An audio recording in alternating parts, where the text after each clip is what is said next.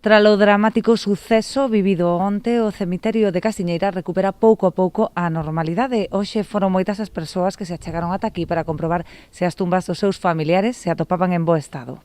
Aínda que as tumbas dos seus familiares non estaban entre as profanadas, moitos veciños achegáronse ata o cemiterio para ver cos seus propios ollos que non sufrirán dano algún. Vamos a acercarnos allí a los nichos que tenemos de la familia para echar un vistazo de cómo está, porque aunque directamente estuvimos aquí no pudimos entrar, que la policía no dejaba.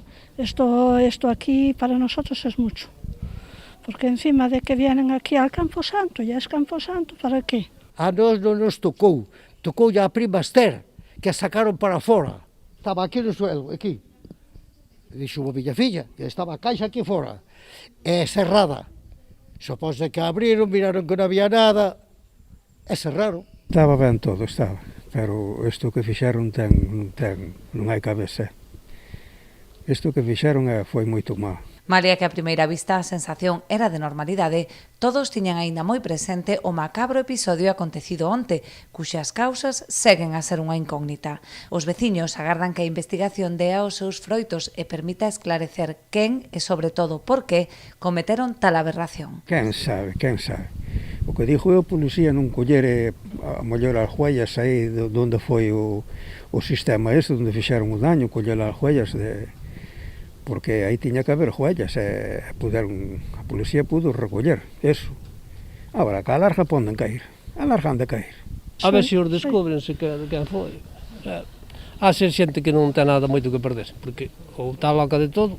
Yo creo que esto no es meramente por robo, Aquí no hay nada, si te ve aquí, ¿qué se puede robar? No hay nada que robar aquí, un cristal, una pequeña cruz metálica, un ramo de flores. Ante a gravidade do acontecido, os veciños reclaman tamén maior seguridade, posto que o cemiterio está emprazado nunha zona moi apartada sen vivendas próximas. Os propietarios non descartan organizarse para conseguir a colocación de cámaras ou a contratación dun vigilante de seguridade. Porque además este cementerio está tan nun sitio tan separado. Sitio que non se oye a nadie, non hai casas cerca.